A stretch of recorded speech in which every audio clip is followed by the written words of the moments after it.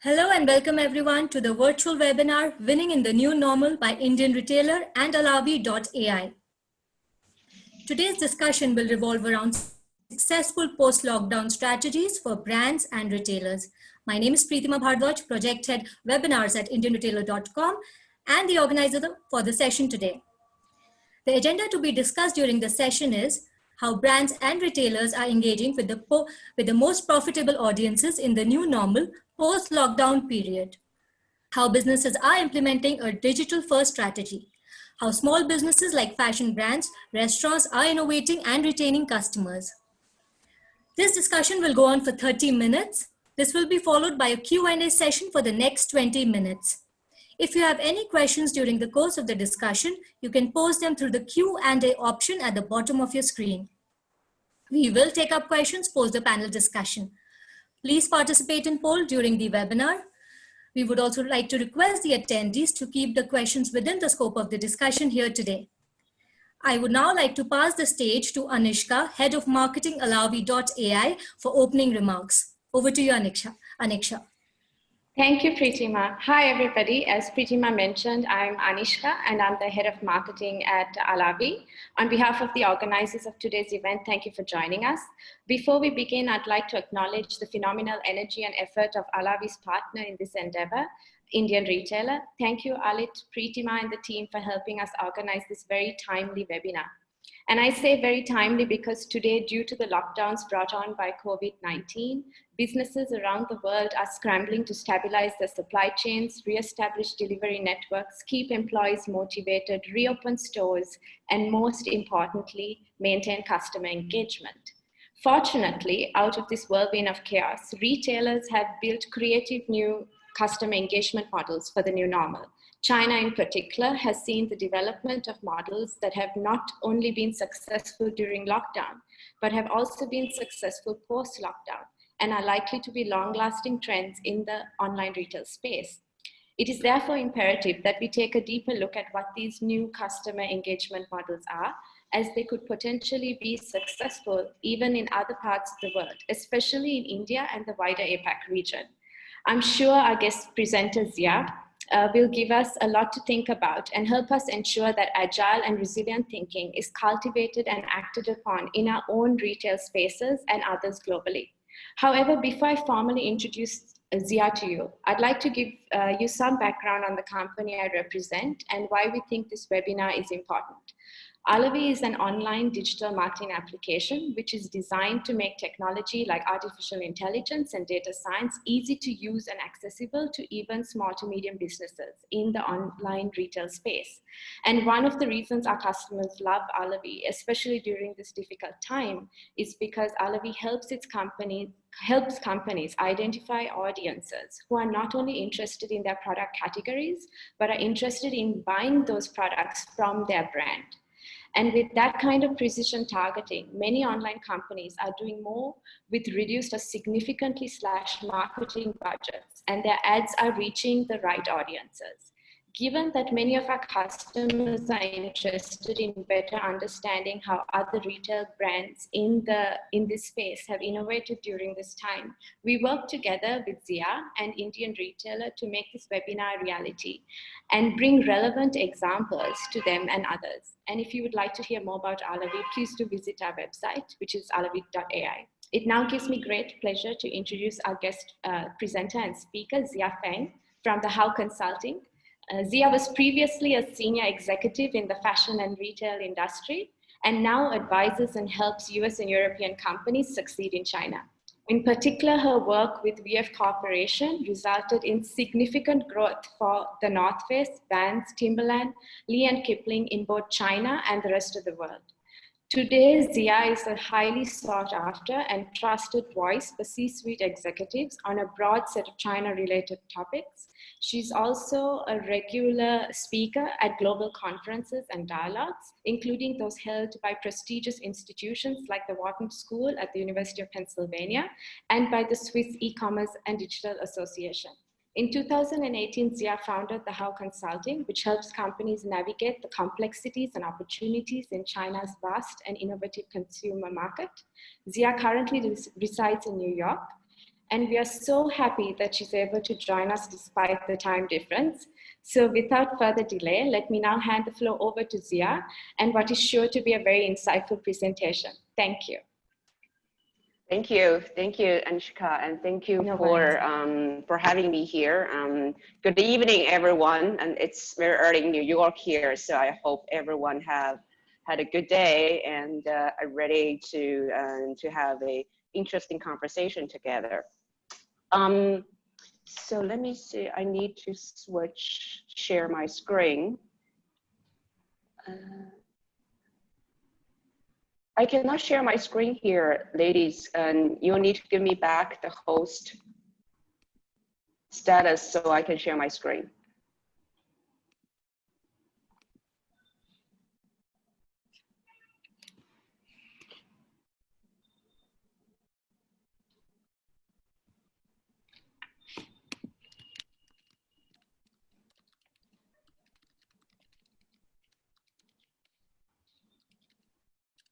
Okay, great.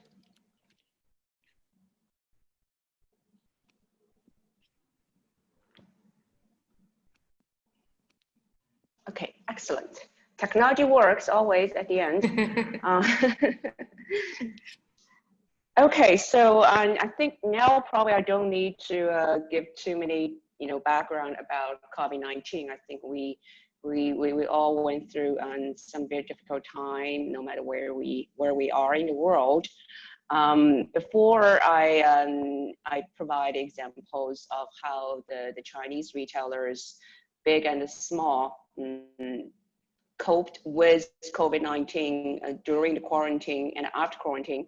And I want to give you a little more kind of statistics first, just to set the stage.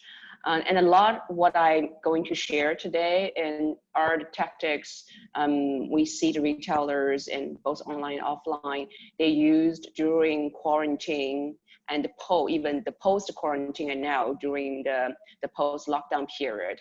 And these examples are for inspiration because market conditions, situation, and consumer behavior is different. So a part of what the How Consulting does is try to bring ideas and cross-pollinate ideas across the boundaries and geographic boundaries. So hopefully this can inspire some ideas on your side, how you would like to engage the customers and pivot online in the new world.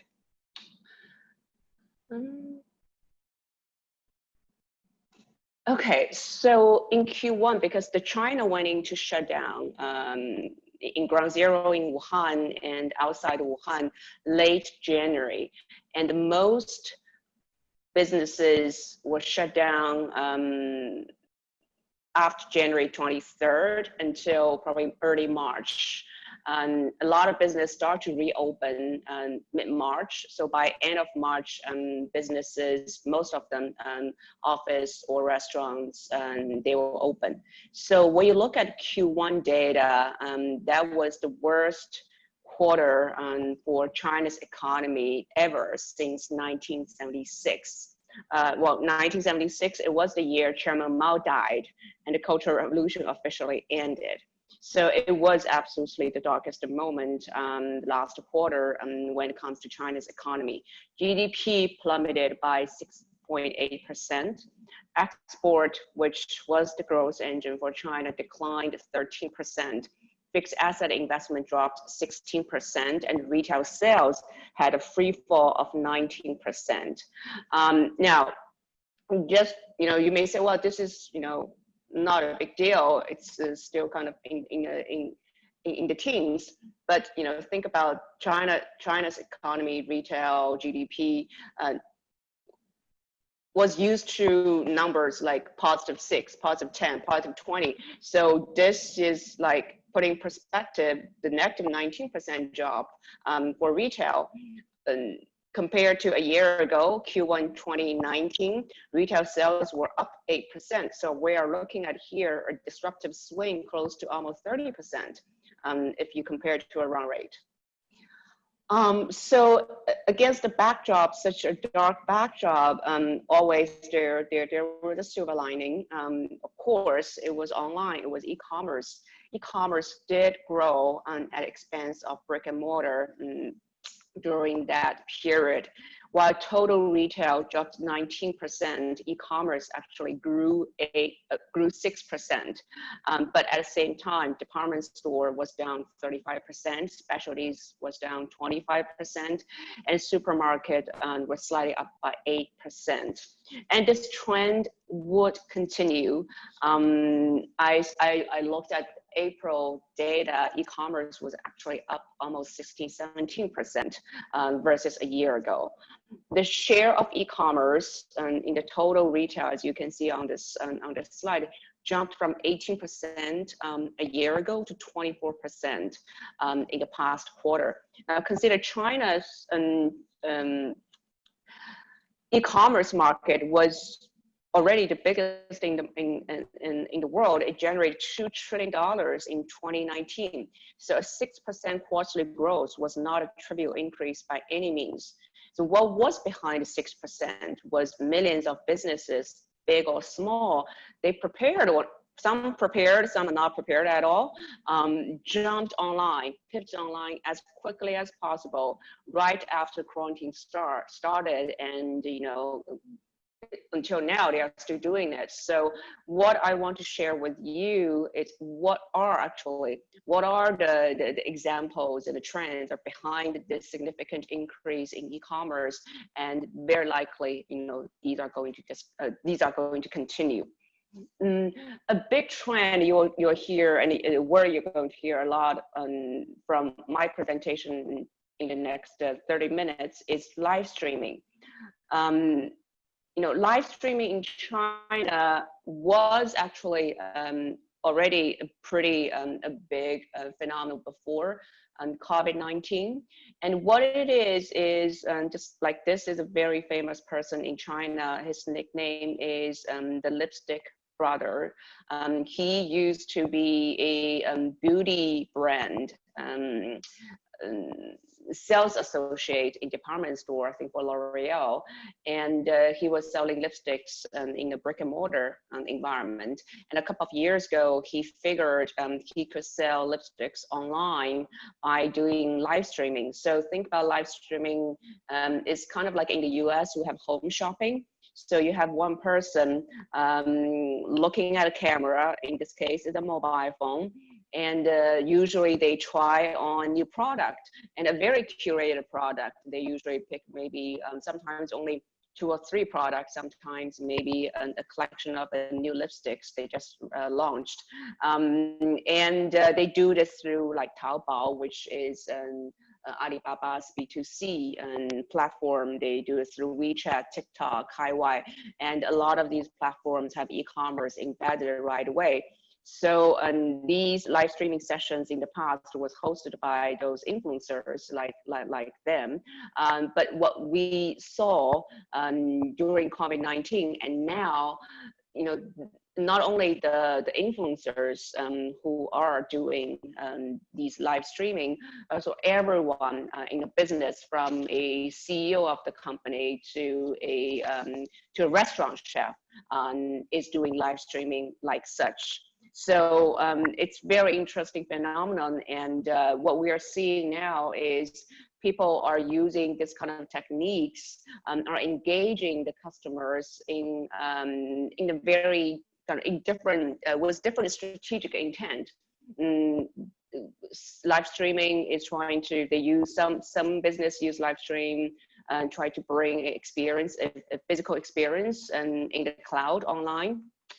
Some are using it to empower their associates to do more social clienteling, one-on-one personalized social clienteling. And we also see a lot of sports brand, and alcohol brand, I'm going to tell you in a few minutes, is they're using this to try to create a new usage occasion. And the most interesting, I would say, is we're seeing a lot of the activities that are disrupting the existing supply chain, and how food or apparel is supplied from the supplier to the end user. So it's the live streaming is sort of the tool, but people are using it very differently. So now I'm going to dive in each of them and give you some examples.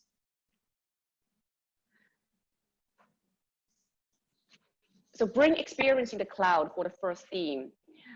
During COVID-19 and even after restaurant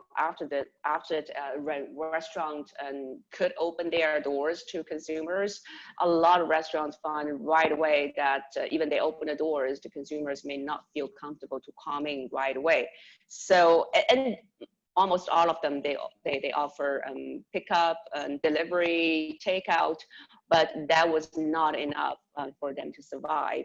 So it's very interesting. They quickly started e-commerce. So it was like, how can restaurants do e-commerce? So like here in those examples, what they did was they opened a storefront on e-commerce marketplace such as Tmall or Taobao. And in those storefront, they have a function which says like live streaming. So then they have their chefs cooking meals and live stream those sessions from their kitchen. And just like TikTok, when you live stream, you can have viewers interact with you by making comments, say like, I like it, what are you cooking, and give you likes or dislikes. So it's very interactive, and you can see like in the middle, the screenshot here, if you look closely, at the bottom, the right bottom corner of the screen, it says like 6,000 something. So this means almost 7,000 people watched that cooking session. And if you like this dish, and usually there is a buy button connected on the screen, and you can say, okay, I want this dish, and then the delivery is arranged. So what is very interesting is this this brings a experience we probably otherwise would not even have in a physical restaurant, right? Usually only the gourmet restaurant will do some kitchen tour. You pay in the US $300 to sit in the kitchen and watch some chef cooking. But now, all the small restaurants, they can do this, and a lot of their chefs actually are quite entertaining. And the customers actually love it, because now you can see who is cooking your meal in his own kitchen. And you can also see how clean the kitchen is and how the ingredients are prepared. And some of the chefs are even becoming like little like local celebrities in their own community. So at the end, it is opened a new channel for customer acquisition, but at the same time, it did bring a very interesting part of a brick and mortar experience online, and the people just love it. Love how they can engage with the behind the scenes and production process. The next example, within the same theme, actually comes from department stores. So this is a department store in Hangzhou, which is where Alibaba is headquartered. And Hangzhou is a less affected area for COVID-19. So they actually started to reopen during Valentine's Day, mid-February already. But again, like they found, even they technically opened the doors, and people didn't want to come in. People were anxious. They didn't know if they came, they would be reinfected. So they opened the door with an empty department store. What they did was they turned the entire department store into a virtual home shopping channel. It's like big studio. So for the store associates, they became very quickly a host of live streaming session. And you can see in this example, these are two beauty advisors for this French brand, La Roche-Posay. And they, as long as you have a mobile phone and a little kind of lighting ring and a high-speed internet, which all the department stores have in China, then you can be a host for a live streaming session. So they, like in this case, they were introducing some new product from La Roche-Posay. They were talking about how effective these products are. They were doing the makeup and trying on themselves. And at the beginning, a lot of the store associates were skeptical about how many people would actually watch. But so only 50 of the store associates signed up to become hosts. But it did so well, the results were so good. Within 20 days, 5,000 store associates, they signed up nationwide. It's a department store chain to do live streaming. And by end of March, the department store at that time, all the doors were open already, was doing 200 live streaming sessions a day, from beauty to fashion to electronics. And a good session drew on average 15,000 viewers on average. So think about 15,000 viewers for a 1 hour live streaming session. This is far, exceeding what a best performing store staff can possibly meet. In the physical store, probably in a week, she will not be able to talk and meet so many customers. And it's very interesting. I was talking to some of the department store people in the US. I said, wow, like think about it. If you have, because in the US we have like QVC and HSN. Just think about it. If SHN comes to Macy's, if they partner together and doing a Macy's live streaming on HSN or on Facebook, on Macy's own.com, what it will look like. Right. So maybe maybe in India, you can also find a way to adopt this idea and make it relevant to the US, to the Indian local consumers as well. The next theme, as we discussed early, is use live streaming and social media to empower your store associates or employees to become social clienteling.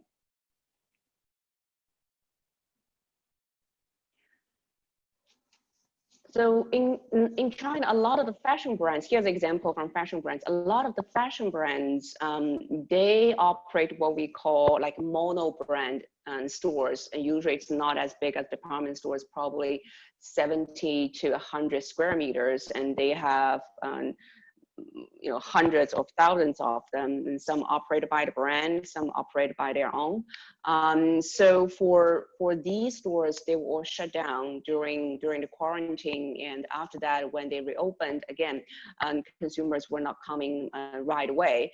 And what they found worked very well was they immediately turned their store associates in these little stores into digital social brand ambassador. Because in China, almost everyone uses WeChat, and a lot of these store associates, they keep contact with their VIPs or some frequent visitors of the stores. And so what they did was the brand provided their store associates with a digital product image. They give them a lot of training how to be good brand ambassador. Like for example, during this time, at the beginning, when you greet people, don't give like commercial message, just to be cognizant about people's feelings and make sure they are doing well, etc., etc. So they quickly, within a week, give them all the digital material they need to be digital ambassador and train them the techniques, how to do a good job. And then these hundreds of thousands of store associates, they reached out to their customers through WeChat. So it may be one-on-one greeting to begin with, or sometimes they may post a new product in their friend circle.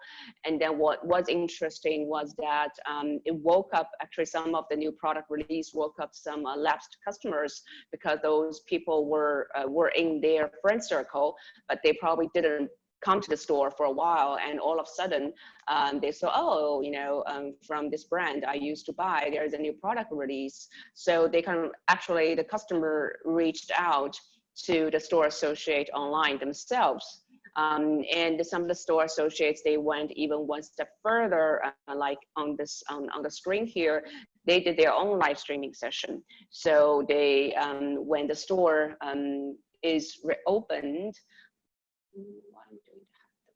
when the store is reopened, like after the store is closed during night, they would do a like live streaming session.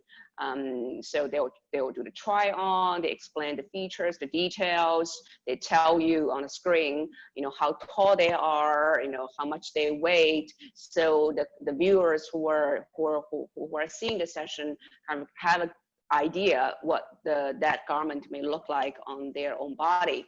And what was interesting, like in this one, they were wearing masks, and consumers loved it because not everyone is a supermodel. Most of us were not, and seeing them wearing masks is kind of very authentic and very genuine. So it indeed actually engaged customers even more.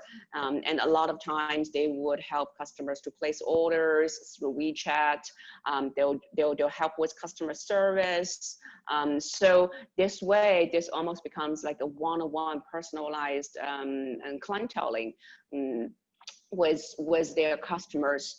And a lot of those brands now recognize the power of their own employees in the selling process. So they're designing, in the post-lockdown world, they're designing new like incentive scheme, how they can incentivize their store sales associates to go online and engage customers in the new normal. So there's a lot of profit sharing ideas. You know, you need to train them, you need to give them new skills. So it's very interesting phenomenon so far, to see what the brands are doing in the post-lockdown area.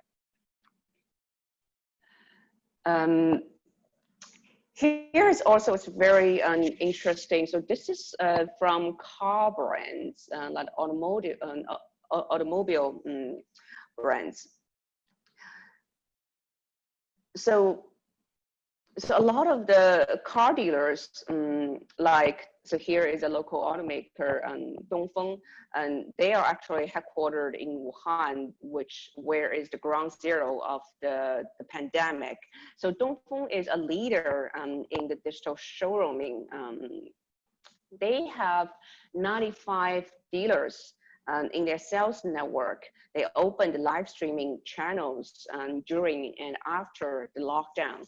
A lot of them, they were doing leads generation through live streaming. And for good ones, they can generate lead through live streaming session, almost 80% of the sales. And you know, so these are those, these are the car dealer associates, and they have so much knowledge, and they went very creative on how to introduce a car in the live streaming sessions. Sometimes they have the car in the car dealer and shops. Sometimes they have the car at their own home. They engaged their, they even brought their like wife and the kids on the phone just to show how like a family-oriented car may look like when you have all the families in. So it's, and they a lot of time their friends, the friends of those car dealers, they reshared those live streaming session. So, and then it exponentially increased how many people can see these live streaming. And they also provide a lot of the one-on-one service as well. If you know someone needs a service to change something in the car, they could very quickly arrange through online and have people to pick up the car from your home. So then people discovered, oh, like actually a lot of things can be done online. I don't need to go to the car dealers anymore. So it's like very interesting. There are a lot of the car dealers are having this conversations now, like how much can you move online for the selling process. And just give you an idea, in the first month, 5,000 car dealers live streamed, covering like almost 80 something brands, all the way from like Toyota to Maserati. So this definitely is becoming a new trend to explore in the car sales industry in China. Scene 3 is what's the new model to engage customer and create new usage occasion. So here is an example from Budweiser, a famous beer brand, and they were severely impacted for sure during the lockdown period because all the restaurants, nightclubs, and bars were all closed, and they generate a lot of sales from there. And now it reopened, and during the kind of staggered opening phase, the bars and restaurants, what we call like nightclubs, non-essential business, their opening was quite late in the process. Even they reopened, people are scared to go into such a crowded space. So they are using the live streaming and try to create a new usage occasion. So at home, you can club as well. At the beginning of February, a lot of clubs in Shanghai and Beijing, they pioneered this cloud clubbing idea. And we have seen a lot coming into the US as well. So the nightclub goers, they would watch like live DJ sets at home, and they send in the message just to give them the feeling that they were in a club. And the e-clubbing events usually took place on apps such as like TikTok, but the beer brands, the alcohol brands like Budweiser, they quickly found opportunity, and in this, they combined this concept with e-commerce, and they partnered with platforms such as Alibaba and JD.com to live stream clubbing on their platforms. And both platforms have vast nationwide logistics and network that can provide last mile deliveries to the customer's home. And Budweiser saw immediate traffic lift and a sales increase to their e-commerce stores. And it creates a new consumption scenario, which potentially can draw incremental sales after things even return to normal. Because not everyone or every time you want to go to a club. So this way, within this e-clubbing function embedded in the e-commerce, people can get really excited, and then they party from their live stream, from their own living room, or have a little party from their own living room with their favorite DJ. So we're definitely seeing a lot of those alcohol brands are keeping this in the post-COVID-19 world as well.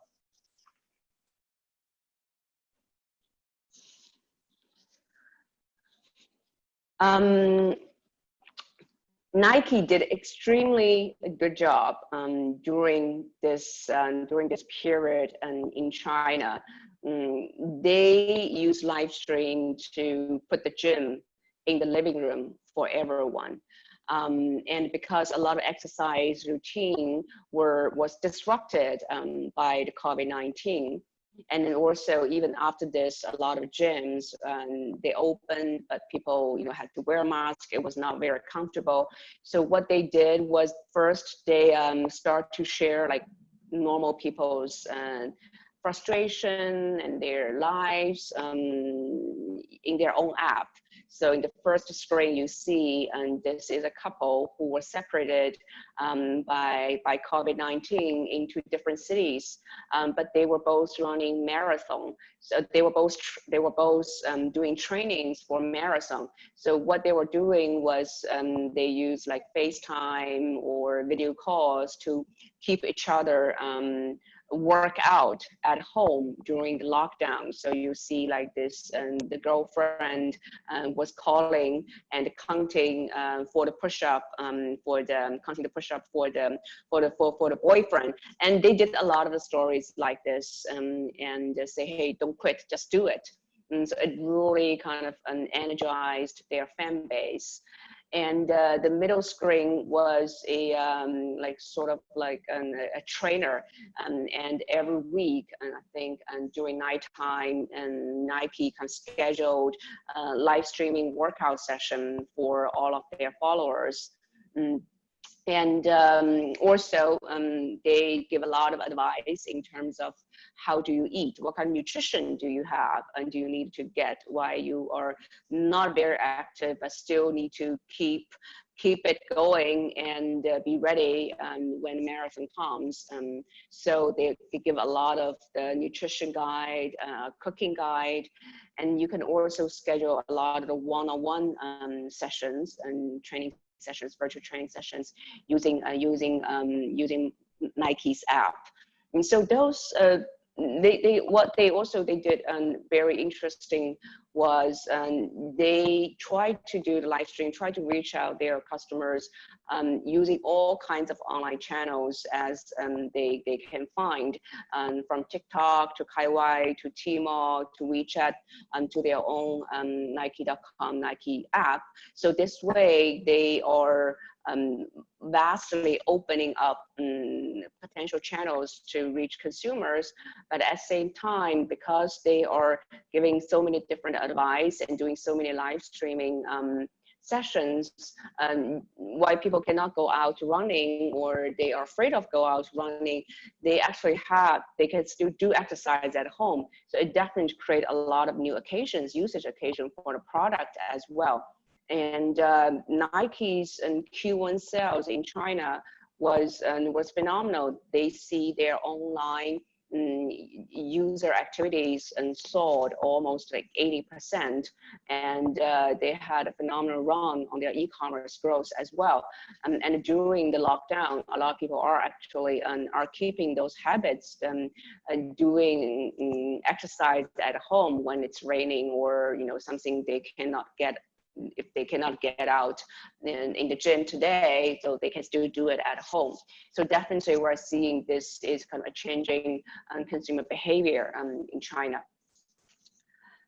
The next theme, as I said, it's one of the most interesting themes that I think is how in the new norm, we're seeing the online shopping is disrupting the normal distribution model, and a lot of this is for the small mom and pop shops actually.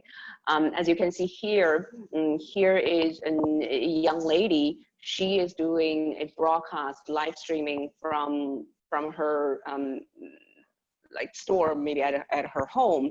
So because there's so much inventory now in China, especially for fashion, for apparel, that were not sold during the COVID-19 time, but now they just sit on so many inventory. And a lot of the factories, they sit on a lot of the orders. Now people, the brands are canceling.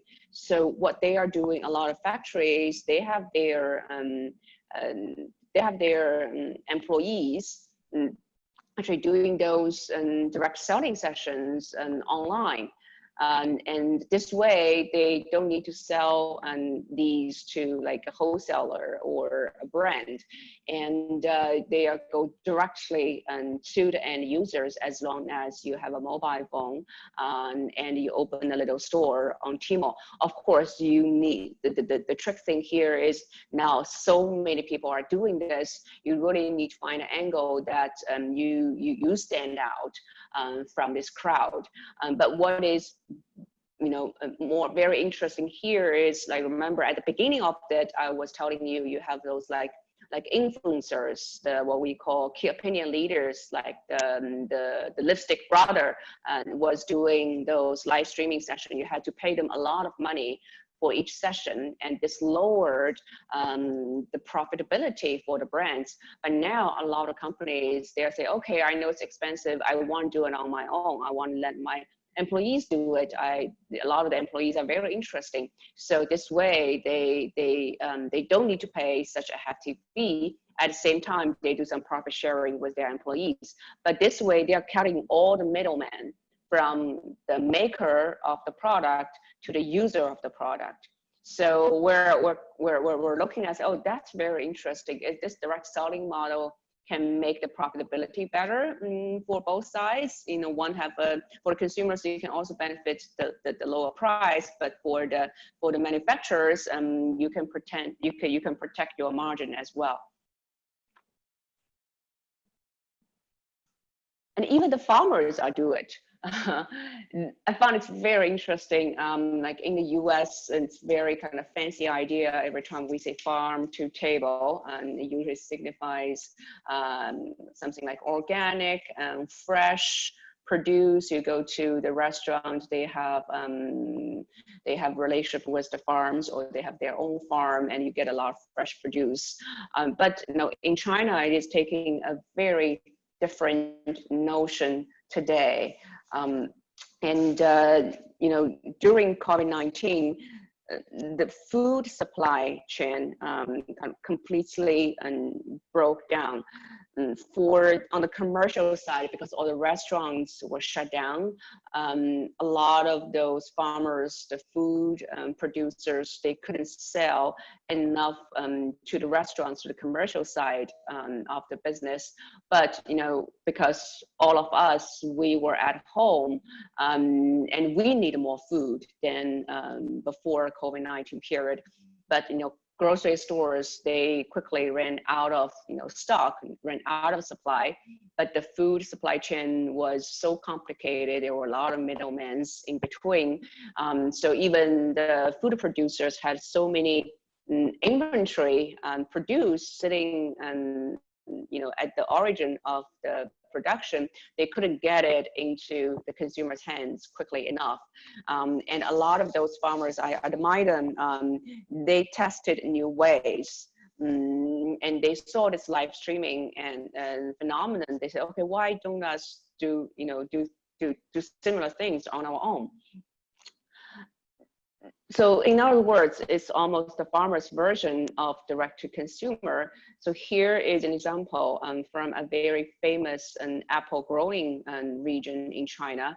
They organized a 3-hour live streaming session on March 11th.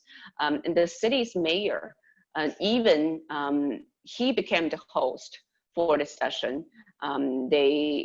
With some of the farmers as well, they talked about how delicious the apples were, and the planting season, how much rainfall they got, how healthy they were. They didn't use a lot of the chemical pesticide, these kind of things.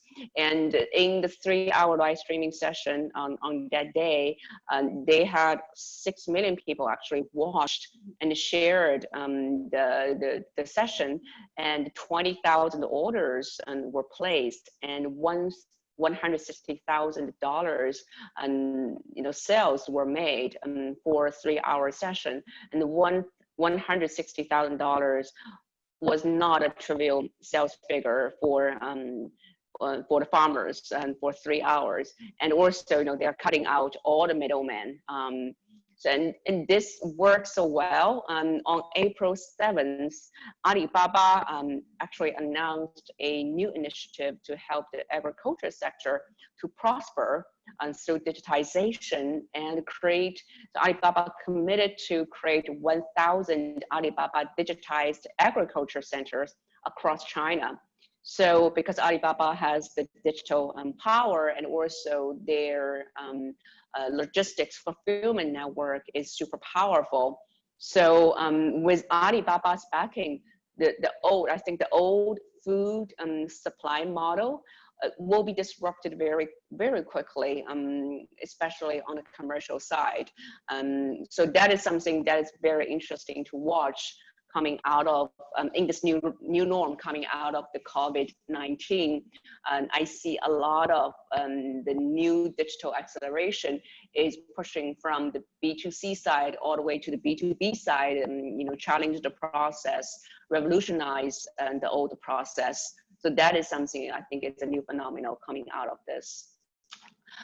So before I conclude, I want to just give some the final thoughts to summarize what we just talked about. First of all, it's very interesting to note that after SARS in 2003, that was the period after SARS. That was the period like the digital giants like Alibaba, like JD.com really accelerated their business. I remember I was seeing the figures at that time. In 2005, China's e-commerce was less than 1% of total global e-commerce. And today it was almost 50%. So I think a lot of times, challenging time does give an opportunity for the people who are prepared for the new norm. So definitely, I think what we're seeing today is, the continuous rise of those digital titans in the new norm, and the fall of the, I call, undifferentiated brick and mortars, the not prepared brick and mortars. Coming out of COVID-19. So that is something, if you are a brick and mortar retailer today, you definitely should think about how can you be digital first, even in the post-lockdown area, because it has definitely changed. The world has definitely changed. It was also a defining moment. COVID-19 was almost a defining moment for customer engagement, because before COVID-19, and almost, I think, in the past decade in China, in the US as well, the more in China, what we saw, like giants like Alibaba and JD.com, they spent so much time and investment to make sure speed and convenience was satisfying factor for people to buy online. But now it almost become like table stake, like everyone can deliver online for 24 to 48 hours, and you can track everything. You can return everything very easily. So the speed and convenience factor no longer differentiate a online retailer in China. So they have to move to the next phase. And coming out of the COVID-19, and they discovered there are all kinds of different new ways they can engage customer online, like all examples I just give to you. Even restaurants can replicate certain part of brick and mortar experience online. Department store can sell online. So we're seeing, customer engagement is becoming the next battling ground for online retailers as well. Technology is increasingly driving process change, and in sales, distribution, and supply chain. Companies must prepare for more business model disruption, like the last two examples you saw. And each type of the human touch point creates value differently. So you think about what part of the value chain, what part of experience you can digitize, like the cooking, what part you probably should not digitize. You still need to have customers come to your store and experience. And the new norm is not about online replacing offline. We're seeing more and more convergence between online and offline in China. So the new norm is really about how technology can enhance the human connection, regardless you're looking online or you're shopping in the store offline.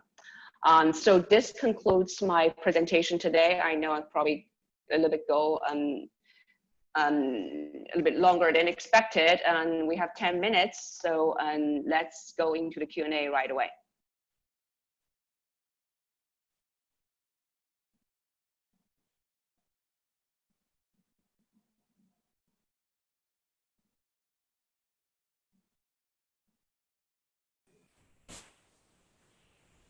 Okay, great. I think that was a fantastic presentation, Zia. Thank you so much. It was very insightful. And we have a lot of questions from our fellow attendees. So would you like to take some? Sure. I cannot see, for some reason, the Q&A button does not come on my screen. Can you just read a question for me? I can do that, yeah. But it's at the bottom of the screen if you can, Oh, okay, got it. Great. Do you want to select some, or can I help you do this? Yeah, please help me to do this and start reading now. So it may take me a while. So go ahead if you can pick a few for me.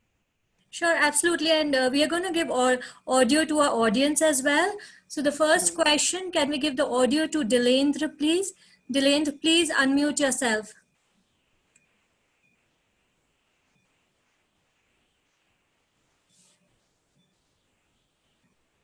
Yes, go ahead. Please ask your question.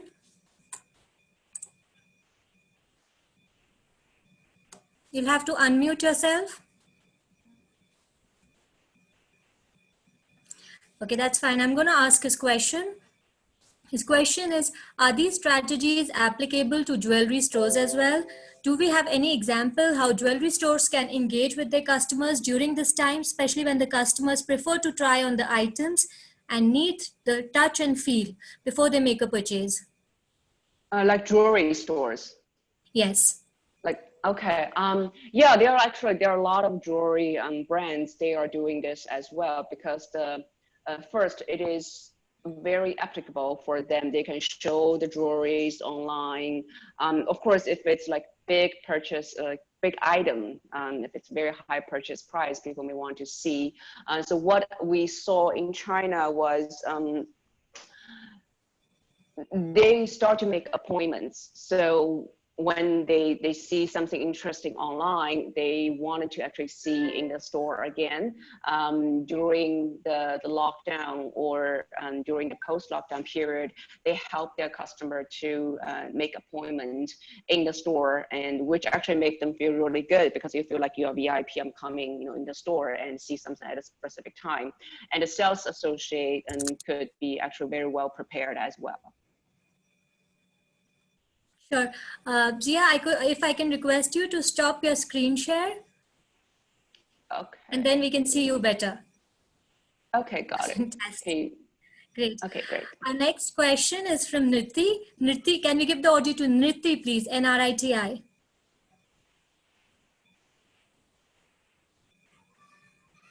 Nriti, please unmute yourself.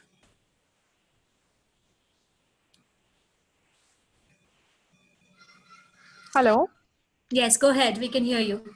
Yeah. Hello, ma'am. So my question is, just like you explained that live streaming is possible for many businesses. So my question is regarding the Indian retail stores, like grocery stores specifically, and the medical stores. So how live streaming is possible in such kind of businesses, wherein people like to take a look and feel of the products before they buy the products. Yeah, so for grocery, like first, grocery store sales actually went up in China during this period of time, and we live streaming for grocery actually was not as popular as what we saw here, especially like for like fresh produce.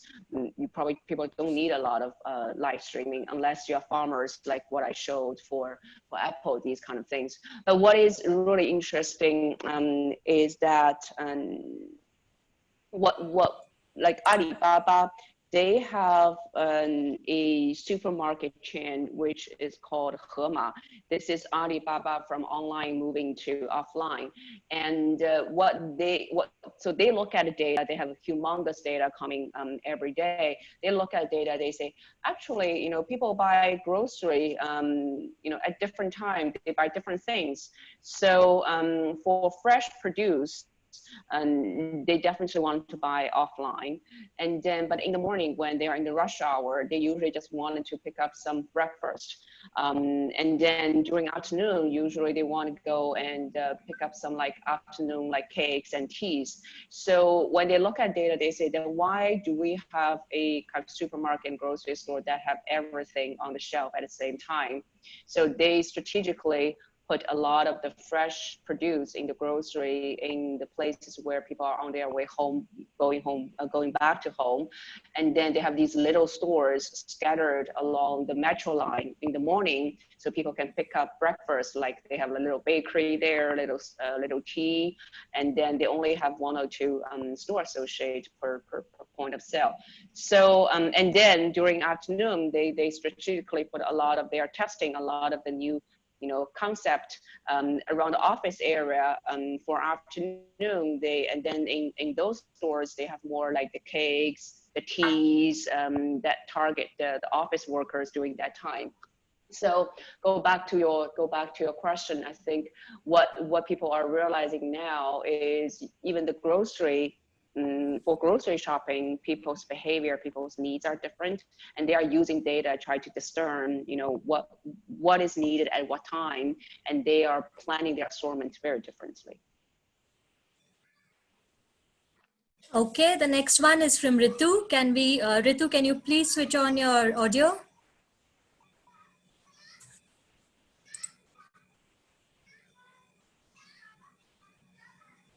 If you could unmute yourself.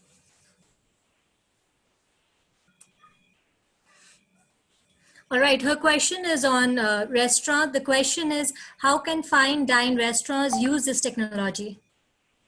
Well, a lot of them, they are doing it, and as well, they do the live streaming session, but they also, because they have more resource, they are very organized.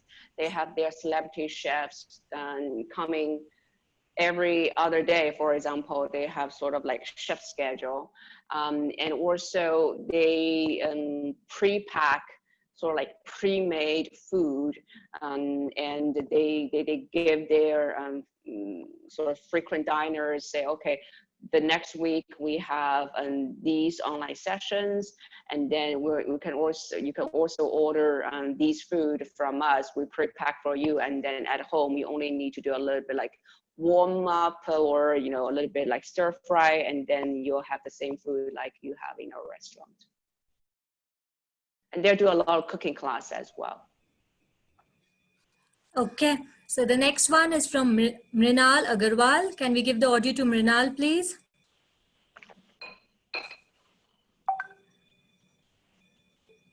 Mrinal, please unmute yourself. Yes, go ahead. Yeah. Hi, good morning. Good morning. Good afternoon. It's good evening here. Oh, good evening. So I'm dealing into luxury garment. I'm a designer. And what we feel currently, the situation in India, the demand has gone down drastically. Practically, there is a zero demand. So, and luxury garments don't seem to sell too much online. So what is the way ahead for us? Yeah, I think for luxury, what we saw in the US and in China was not really about sales. It was about to keep their customers engaged, and not letting the relationship kind of completely die during this time. So it was more about customer engagement, less about sales.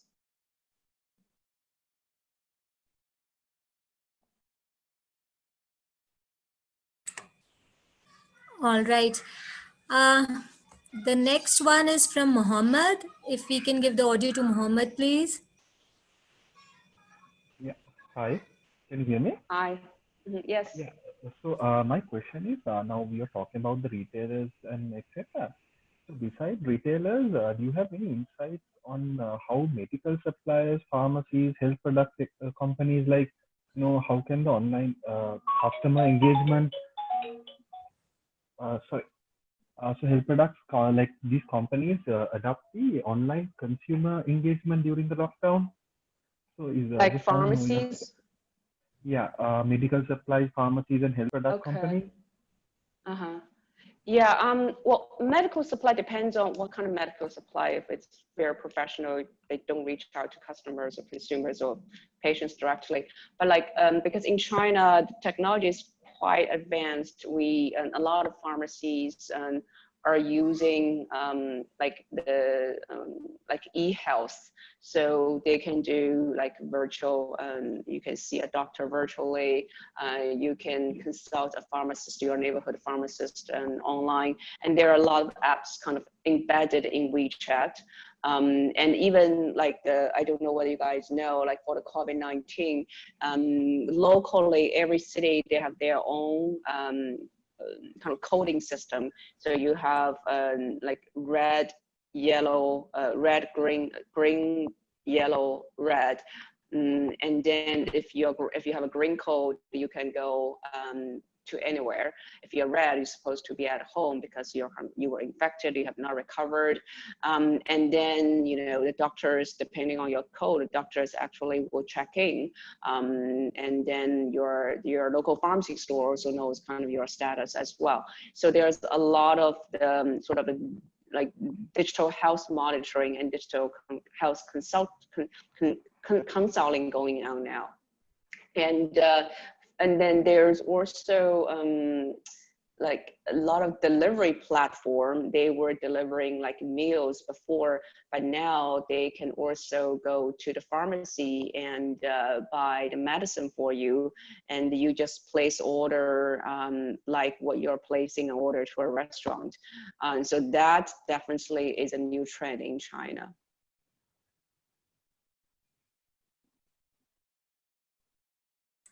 Great. The next one is also on medical supplies, and it's from Dr. Naveen Shah. Dr. Shah, please unmute yourself.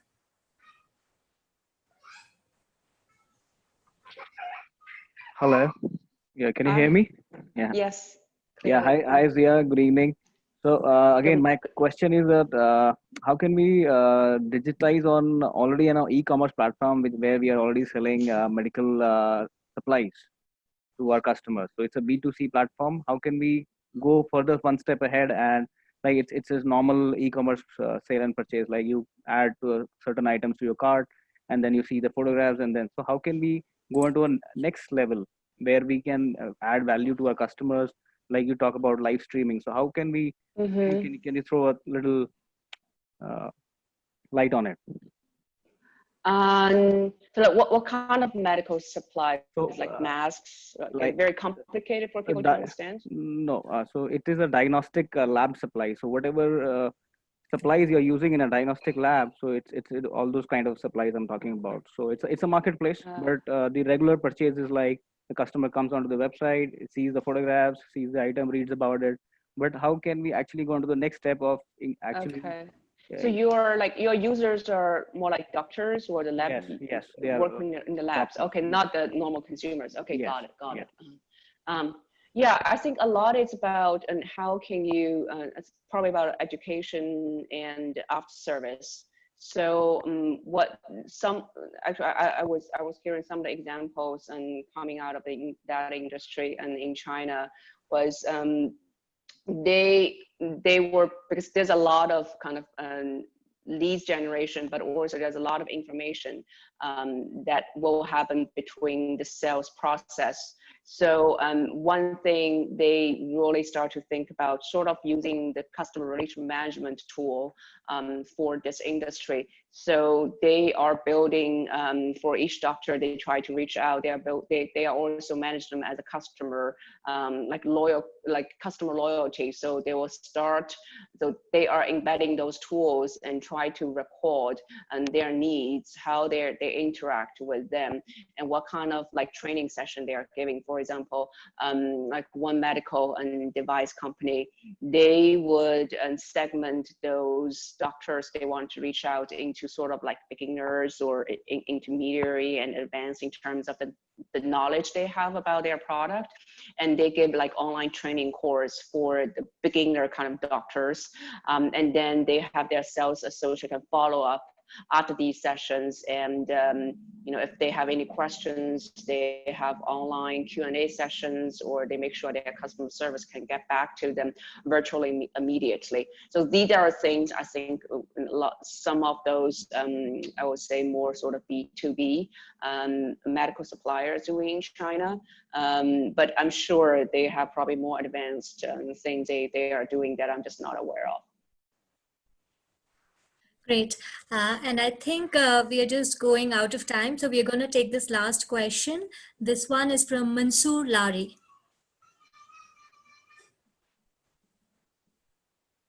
Mr. Lari, please unmute yourself. Yes, go ahead.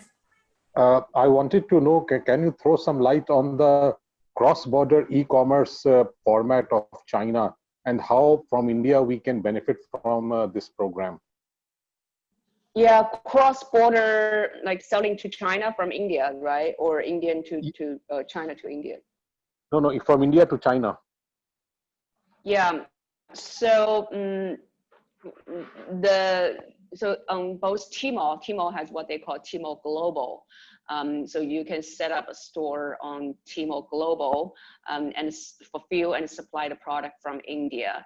But from consumer side, they almost see the same store as like a Tmall domestic store. But the downside for them is the customer experience. Maybe they may need to wait 14 days to receive. They may not be able to return. So that's the downside for the customer. But if it is a product, it's hard to get in China, or they can get it from India at a much reasonable price, and we see a lot of customers actually are willing to wait. And during actually COVID-19, we did see an increase of sales for cross-border e-commerce to China and everywhere in the world. Actually, I was looking at some cross-border sales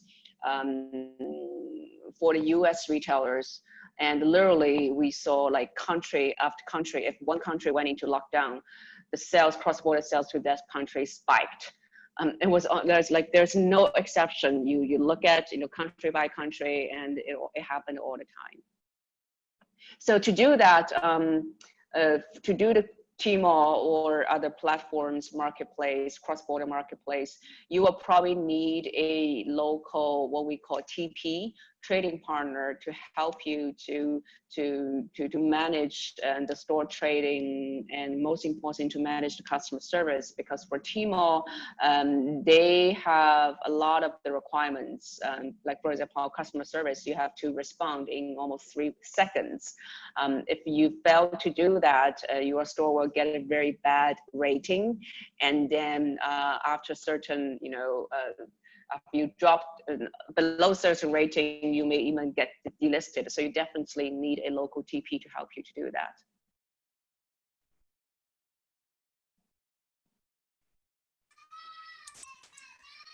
All right, and that brings us to the end of this session. I think we have a lot of questions. It's unfortunately not possible to take all, but we will send all questions to Alavi and Xia. It was wonderful to have you all here. It was a fantastic session, Xia. Thank you so much for joining us today. And I know it is early hours for you, and even really grateful for joining us as per India time. Yeah, you're welcome. Thank you, everyone. We wish to see you all delegates again in the near future, and hopefully offline and not in the confines of our houses. Stay healthy, stay safe, everyone. Let's fight this virus together. Please fill the short survey for us to get relevant feedback on this webinar today. And thank you once again for joining us. Thank you. Thanks for having me. Bye-bye.